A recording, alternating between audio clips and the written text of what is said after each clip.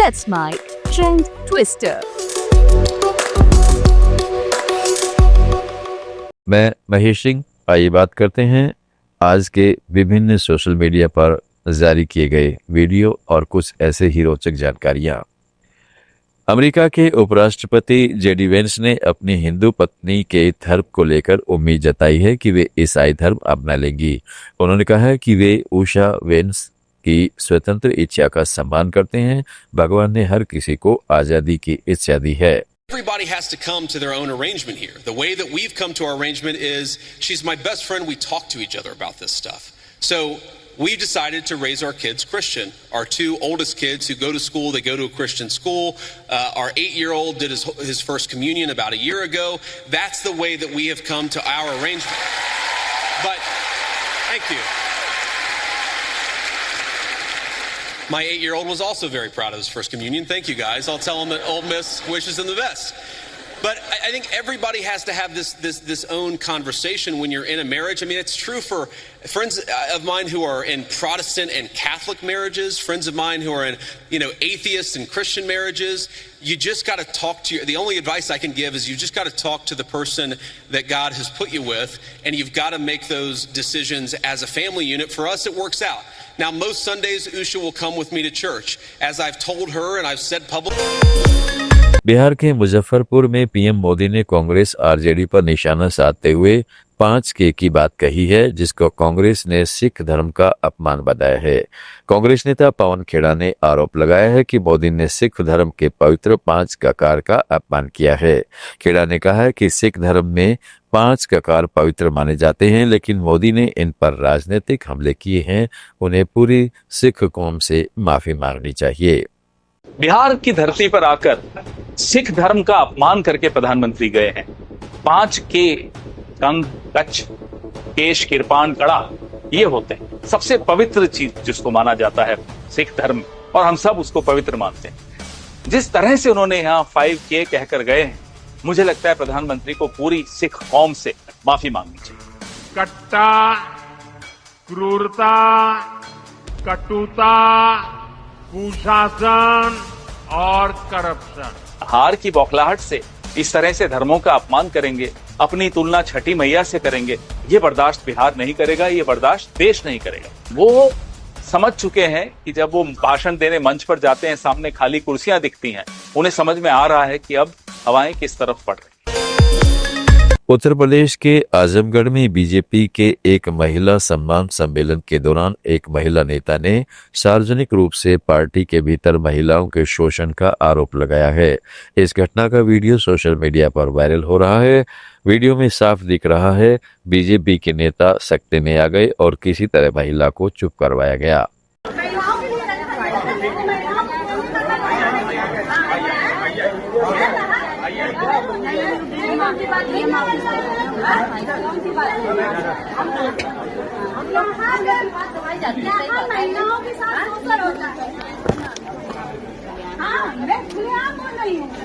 यहाँ पे खुलेआम शोषण होता है, महिलाओं को अपनी हक दबाई जाती है, महिलाओं के साथ बहुत अन्याय होता है। नहीं होता है, आपको सुनना पड़ेगा। आप आ जाओ अकेले। उत्तर प्रदेश के अलीगढ़ जिले में मंदिर की दीवारों पर आई लव मोहम्मद लिखने के आरोप में 4 लोगों को गिरफ्तार किया गया है।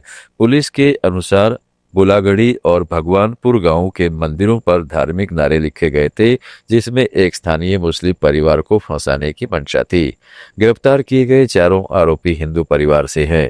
इस घटना का मकसद सांप्रदायिक सौहार्द बिगाड़ना था, लेकिन समय पर कार्रवाई करके तनाव को नियंत्रित किया गया। सभी को पता है कि 25 अक्टूबर 2025 को थाना लोधा के 2 गांव बुलकगढ़ी और भगवानपुर, दोनों बिल्कुल निकटवर्ती गांव है, लगभग आधा किलोमीटर की दूरी है दोनों गांव में। सुबह ही पुलिस को सूचना प्राप्त हुई थी कि 4 मंदिरों में धार्मिक नारे लिख दिए गए, जिसमें पब्लिक में आक्रोश था। पुलिस तत्काल मौके पर पहुंची थी, हमारे सभी अधिकारी मौके पर पहुंचे थे। धार्मिक नारों को वहां से हटाया गया था, पब्लिक से वार्ता की गई थी, उसमें अभियोग दर्ज किया गया था। उसी केस का आज पुलिस ने खुलासा किया। एसपी सिटी साहब के नेतृत्व में और सीओ गवाना साहब की टीम ने एक खुलासा किया, जिसमें 4 लोगों को पुलिस ने आज अरेस्ट किया।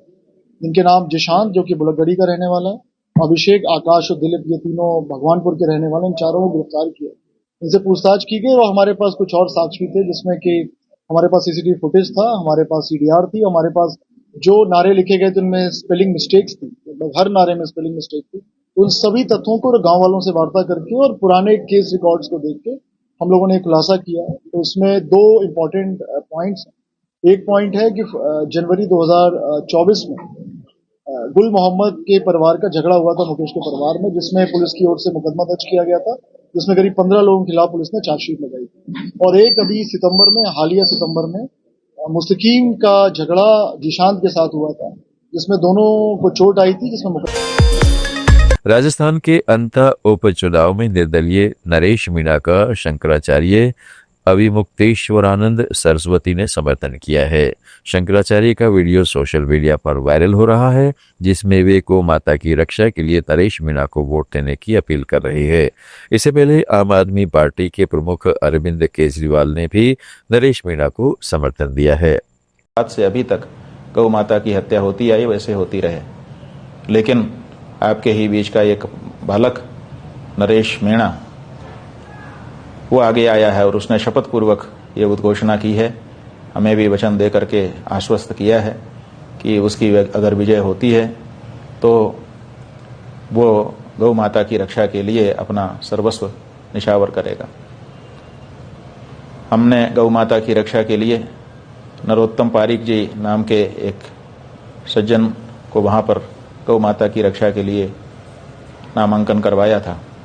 नरोत्तम पारिक जी बहुत ही सज्जन व्यक्ति थे और अंता विधानसभा क्षेत्र में उन्होंने पहले बहुत सारा कार्य भी किया था, लेकिन नरेश मीणा के पक्ष में उन्होंने अपना नामांकन वापस ले लिया है, ऐसी सूचना हमको मिली है। और वे भी चाहते हैं कि नरेश मीणा को समर्थन दिया जाए, जिससे नरेश मीणा विजयी होकर के राजस्थान की विधानसभा में गौ माता की रक्षा का वातावरण। फिल्म अभिनेता आयुष्मान खुराना ने अपनी नई फिल्म थम्मा की रिकॉर्ड तोड़ ओपनिंग पर खुशी जताई है।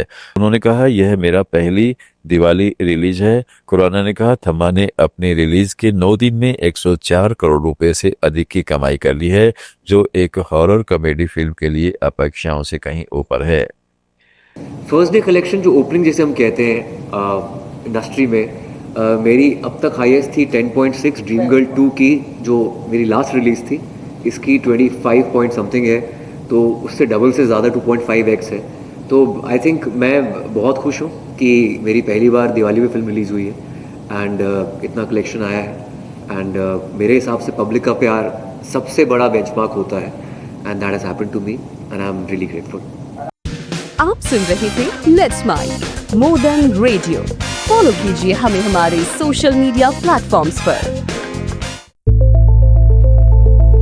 It's time for news. It's time for more than radio. Presenting the first radio news app, Let's Mic.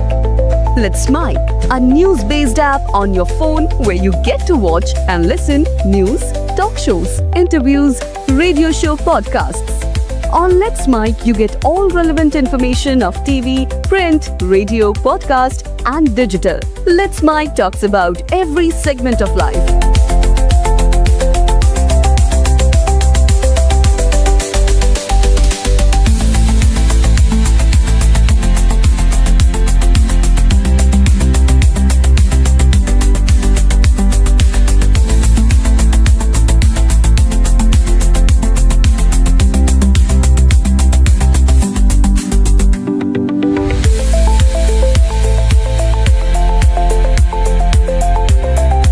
Download the app now from Play Store. Available both on Android and iOS mobile phones. Follow us on YouTube, Instagram, Twitter, LinkedIn, Facebook, Telegram, WhatsApp, Snapchat. Let's talk, let's connect, and let's mic. It's time for news. It's time for more than radio. Presenting the first radio news app, Let's Mic. Let's Mic, a news-based app on your phone where you get to watch and listen news, talk shows, interviews, radio show podcasts. On Let's Mic, you get all relevant information of TV, print, radio, podcast, and digital. Let's Mic talks about every segment of life.